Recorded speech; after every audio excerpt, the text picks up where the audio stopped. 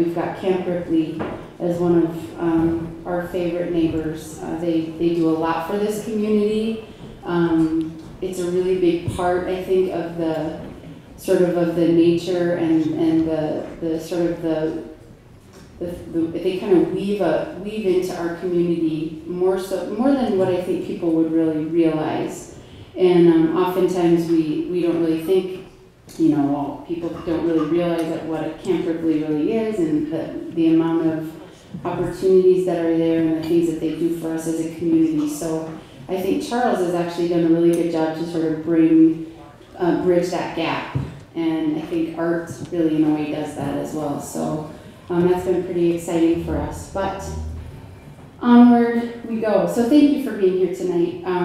It's a pleasure to have you. We hope you enjoy your evening with us and honoring all of the artists that are here. They're all present. They're talented people.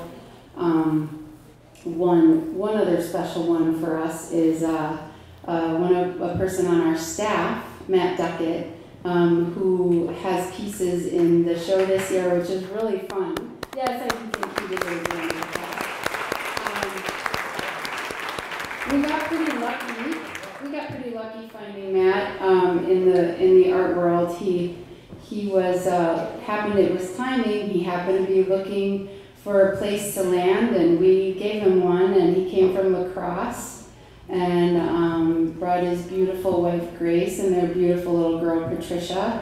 And here they are. And people come in and look at his painting and they go, "Who did that?" And he's like, "Well, that's actually mine."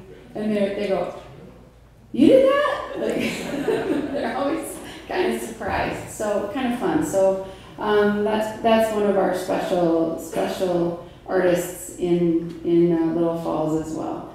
But tonight, I just want to mention quickly before I welcome Charles to the stage. I don't know if any of you know, maybe some of you do, about a really honored designation that Charles just received. So I have to read it because I would mess it up if I didn't. So he recently was named an ARC Associate Living Master. So first of all, congratulations.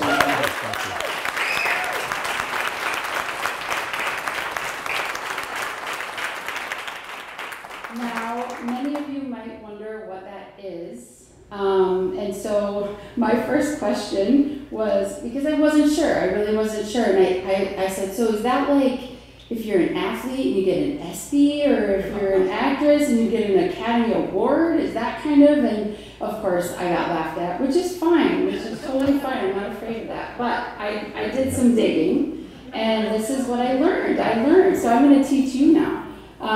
Leading the revival of realism in the visual arts, the Art Renewal Center, the ARC, is a nonprofit educational foundation that hosts the largest online museum dedicated to realist art and includes works by the old masters, 19th century and contemporary realists, as well as articles, letters, and other online resources. They are the foremost and only vetting service for realist art schools, ensuring that the teaching curricula and quality of teacher and student work meet strict standards to become ARC approved. The ARC also runs the ARC Salon competition, which is the largest and most prestigious competition in the Western world for realist artists painting, sculpting, and drawing today, with 9 categories and thousands of works competing, culminating in a traveling live exhibition of many of the winning works. The ARC works with other ARC allied organizations, artist groups, museums, and publications to become a central news hub for the contemporary realist movement of the 21st century. So, the ARC is pleased to announce Charles Kapsner as a new ARC Associate Living Master. And with that, the following quote reads, "Remember, nature is your teacher, I am your guide," which was a prevailing theme in the studio of Nerina Simi in Florence, Italy, where Charles Kapsner's greatest learning as a painter occurred. His artistic roots are planted in the 15th century, yet he remains a contemporary painter, whose compositions fuse old and new. He works to ensure that both art and artists are accessible and that the images serve as educational tools. So it's a really huge honor. We're really proud and excited. I think it's pretty amazing for a town like Little Falls to have this level of talent. So with that, I want to thank you, my friend Charles, and welcome you to the stage. Thank you. I lost my trip in this stuff here. It's like a maze. Sorry. Thank you. Thank you. Thank you very much.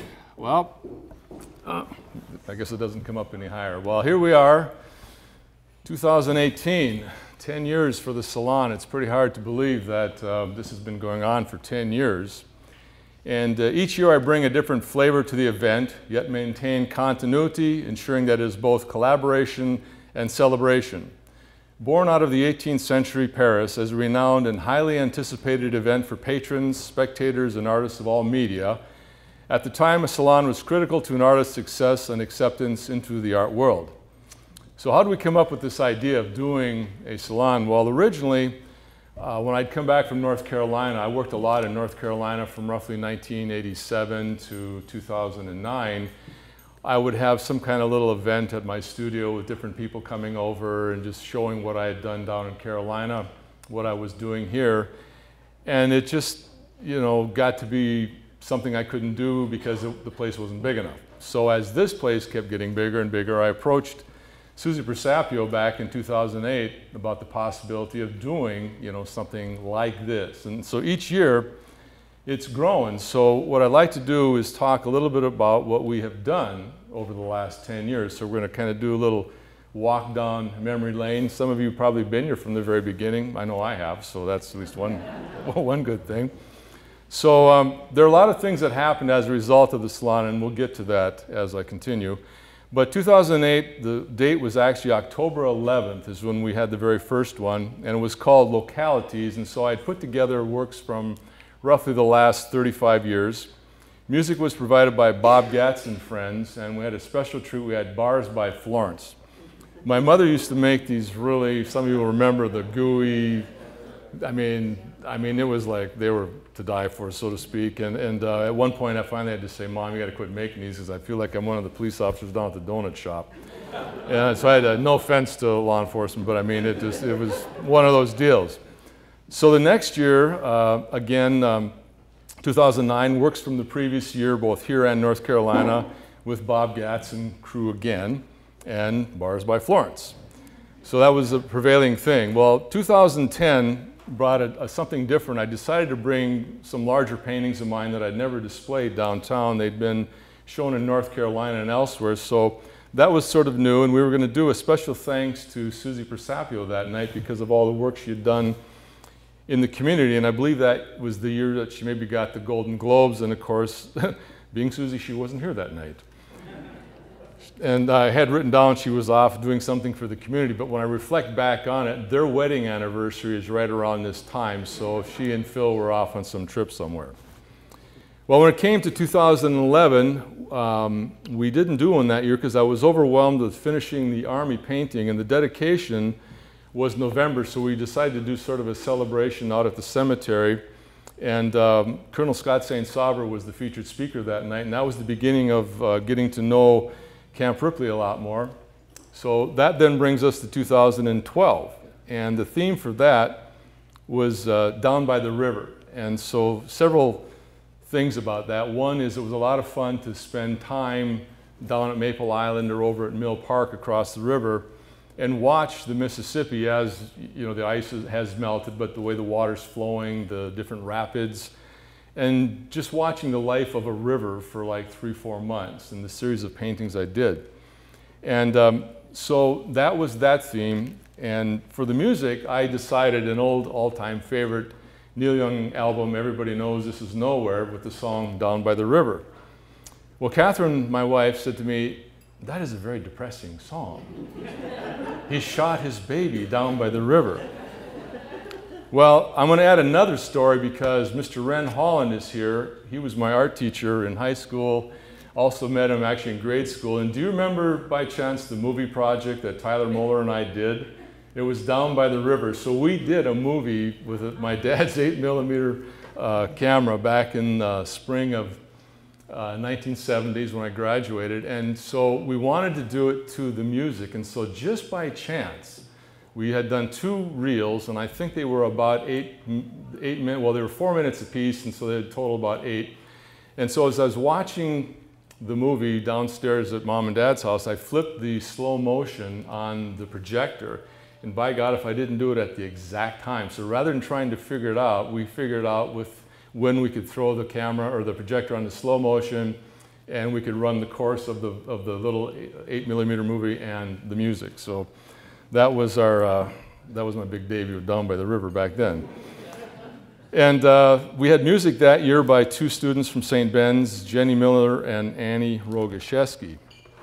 Now, 2013 brought together 40 anni d'Italia, 40 years in Italy. And this one had a lot of special meaning for me because all of a sudden I'm sitting here thinking, oh my God, 2013, I've been going back and forth to Italy for 40 years. So it started to really date me, and I thought, oh my God.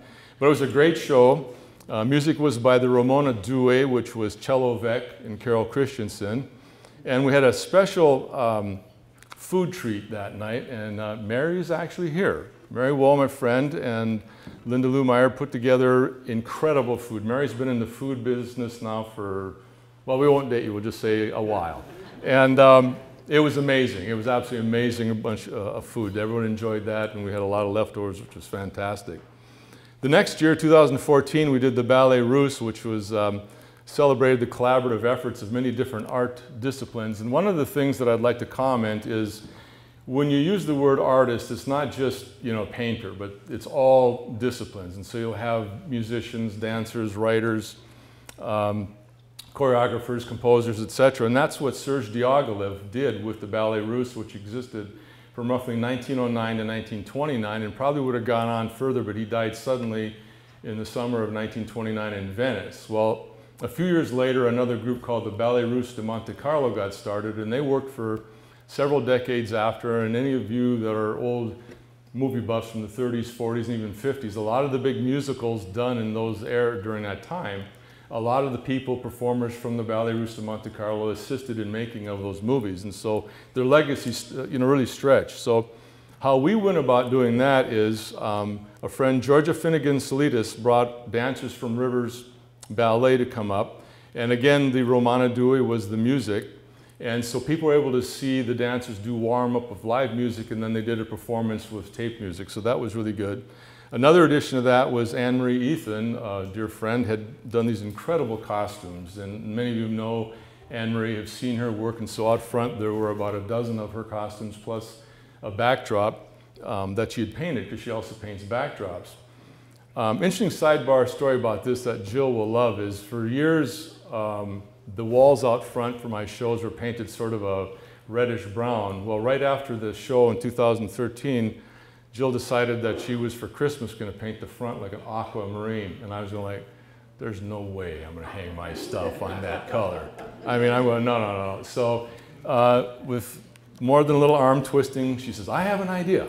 And that's how that show really started. And it looked fantastic. And at night, when you drive through town, everything is lit up. So it makes for just a wonderful, storefront, for failure of another word. But it was really great.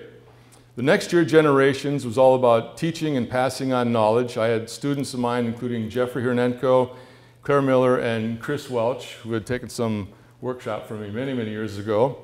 And Jeff Hernenko ended up starting a studio with another friend, Joe Paquette, and they taught for about 12 or 13 years in the Twin Cities. And one of the artists here tonight, Suzanne Beck, actually studied with Jeff. So there's a little bit of continuity here, and I'll talk a little bit more about that. And with cello, he had his Subito Chamber Orchestra here, and that was really interesting. Subito means like quick, like right now. You want it done immediately in Italian. And so there were about 12 members, I believe, and then one of his students, Claire Sabagna, a very talented young musician, is now teaching. So we were able to talk about the importance of passing on this information, all of a sudden your student becoming a teacher and moving on. Then in 2016, we went on to a more multidisciplinary one with poetry. My wife Catherine Stock and Laura Hansen read poetry. We had Sestri Eastern European folk music and belly dancers. That added a little touch. And Harper's Chord, who is here tonight, helped us celebrate. Then 2017 was Collaborations 2, and I invited a group of artists from the Central Minnesota Art Guild to participate, along with Chris Welch and Linda Holliday, both here again tonight. We also invited members of our military to participate in a special presentation to retiring Post Commander Colonel Scott St. Sauer from Camp Ripley. Music was provided by George Mauer Jazz Trio, and also a big thanks for all the years to Coburn's for their long-term support with the wine tasting, and D&D last year and this year for beer. So please go over there, and they actually have some deals, if I remember, in sales, correct? So you talk to the gentleman over there. So that now brings us to 2018, Collaboration 3, and the artwork you see here is by, as I mentioned, Suzanne Beck, who is a student at Jeff's. She's from Minneapolis. She's also the Minnesota ambassador to Portrait Society of America, and that's how we met at actually we met at the Paramount. We figured it out prior to that, but it was something 2 years ago she set up to get people from Minnesota who were part of that organization. Suzanne also does book design and layout and is working on a book that I'm putting together on my teacher, Signorina Simi. And then, as Jill mentioned, we have Matt from Great River. We have Michelle Ferrianchek, Linda Holliday, and Chris Welch. If all of the artists would please stand up so people can see who you are. Oh, come on, Linda.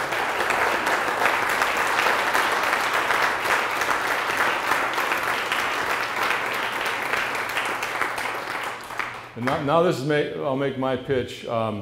Over the years, you've also seen a lot of different developments go on in the building and things like that. And so I was telling Jill, okay, got a new floor, got this and that, but the Friday after Thanksgiving is always called Black Friday because people go out and start doing their Christmas shopping. So I'm going to say tonight we'll call Gold Friday, and you can start your Christmas shopping by supporting these artists. And I can tell you it's all handmade here in America, and there are no tariffs. So you don't have to worry about that. So, circling back to the starting point of all this, back in 2008 on October 11th, 10 years ago, Gordon Gerling approached me with the possibility of doing something for the Minnesota State Veterans Cemetery. For those who may not know, the monument I'm working on is at the State Veterans Cemetery just north of town. While the cemetery is regularly misidentified as being at Camp Ripley, it is adjacent to it and is maintained by the Minnesota Department of Veterans Affairs. And the proximity does matter in the project. It has ties to the Salon in ways that are indeed very collaborative. And I'd like to just also thank that Betty Gerling, Gordon's wife, is here. And thank you, Betty, for all of the years of friendship and everything. And we've made Gordon's dream a reality. So here we are, 4 paintings installed in the committal hall, and the 5th one is underway and on my easel in the studio. So, thank you.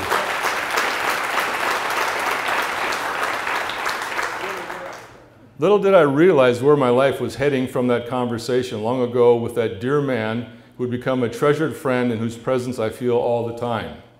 The people who have been a huge part of this project since the beginning, and the many I was fortunate to meet along the way, it all amazes me because I would have never dreamed 10 years ago who I would know today. The new friendships, just the wonderful people, it's just been fantastic, and it's been a great pleasure and an honor to be doing this project. There have been and remain many people working behind the scenes to make the project happen, taking up a huge challenge during challenging times, getting the money to pay for it. Presentations have been made at national, regional, state, local levels. Veterans and their organizations, VFW, American Legions, Ladies Auxiliaries, DAV, 48 corporations and private donors, and all over 800 donations have made this project possible. So here tonight are some of the dedicated individuals who have ever been by my side during this project. We have Mr. Jack Peck, Joe Shermers, Dwayne Schwanke and Lyle Nelson, but they're not here. Fundraising Committee members, Susie Persapio, Greg Zilka, Ted Full, Catherine Stock, Bill Osberg, Gary Osberg, Phil Ringstrom, Christy Eckley, Shirley Zabaki, and Leanne Duzette.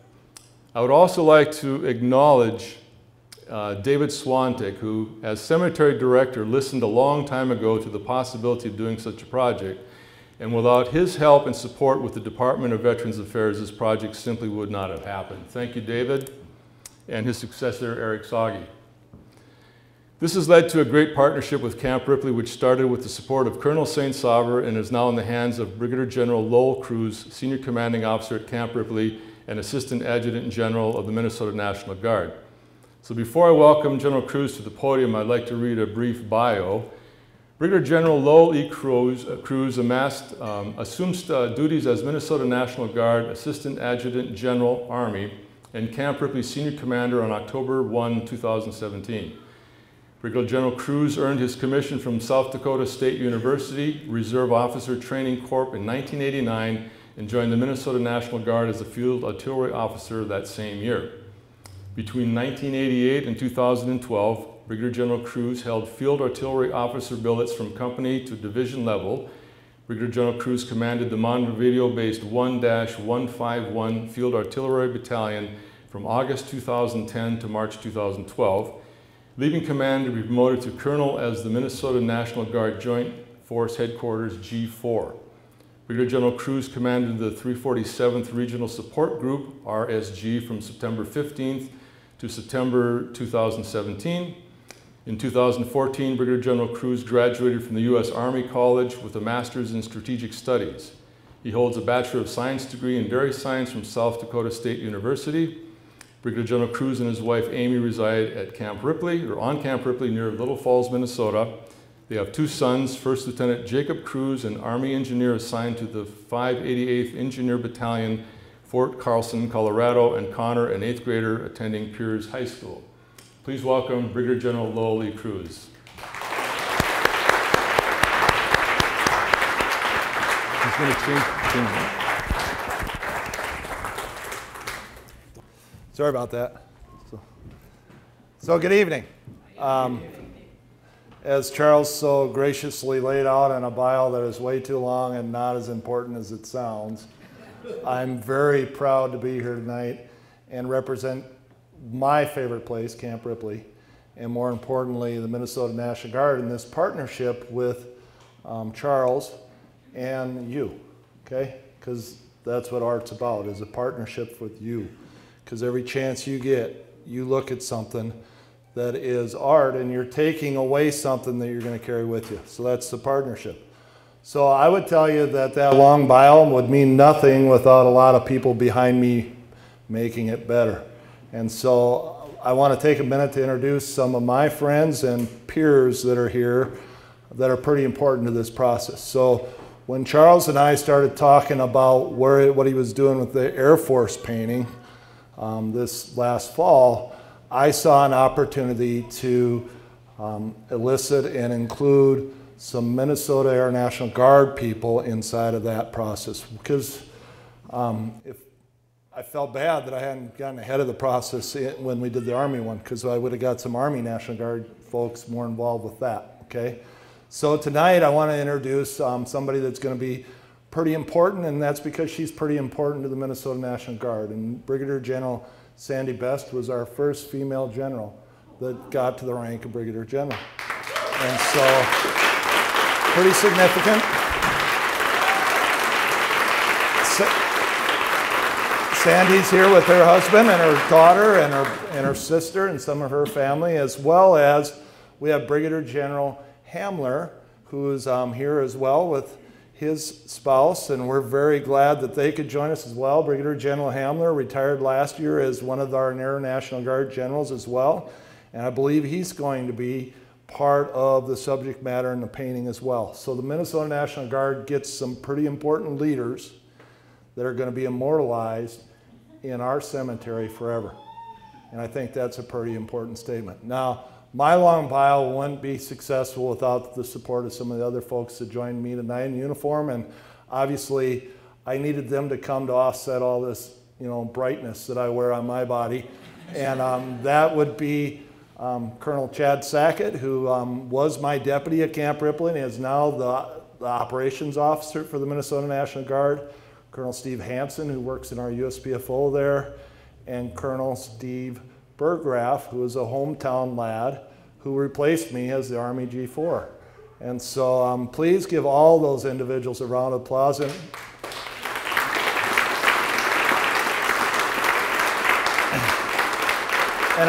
I would be remiss not to recognize Chief Warrant Officer Scott Bjerke, who works for me as my operations officer, but more importantly is a good friend of Charles as well. And so we feel that coming to events like this is pretty important because we rarely get to wear these clothes.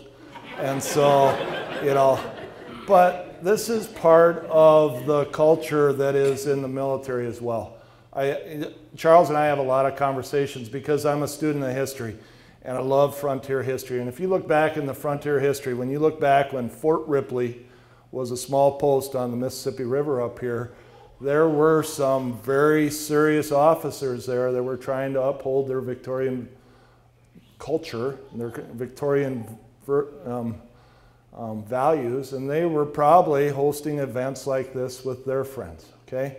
And I would tell you that throughout the settling of the United States, it was your military bands and your officers at your frontier posts that continued to bring a bit of the East to the West, okay?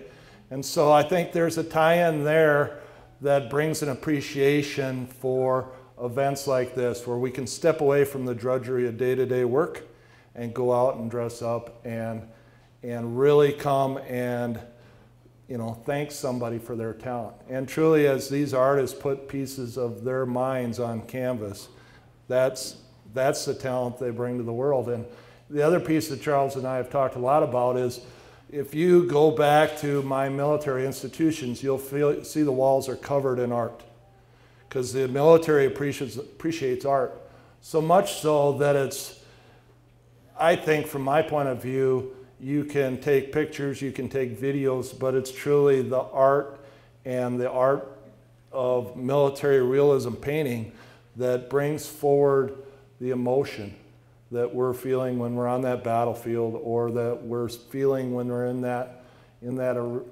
ring, as Teddy Roosevelt talked about. And so I don't think you can get that in true, you know, pictures or video, but artists can bring that out in artwork. And if you go to our military cemetery right now, you'll see 4 very beautiful paintings that bring out some of that emotion, some of that distress across, as we march across from the Army to the Navy to the Marines and the Coast Guard, and we'll soon add the Air Force to that. And so that's pretty exciting. And what's really cool about it for me is Charles has researched inside of that painting, and each element that's in there is tied to some part of our history. And so for us in the military, our lineage and our history is pretty important. And so truly I want to thank Charles for that effort, and I think we should give him one more round of applause.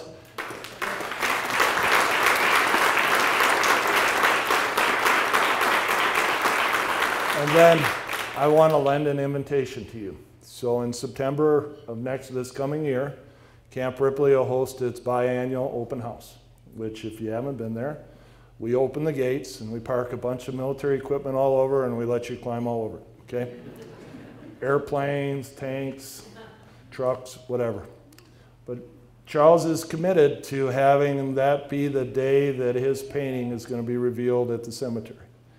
And so we are going to combine the efforts of the Minnesota National Guard and the Veterans Cemetery to do our best to emphasize how an important event that is for us. And so I'm looking forward to that day, and I'm looking forward to seeing each and every one of you there. So thank you.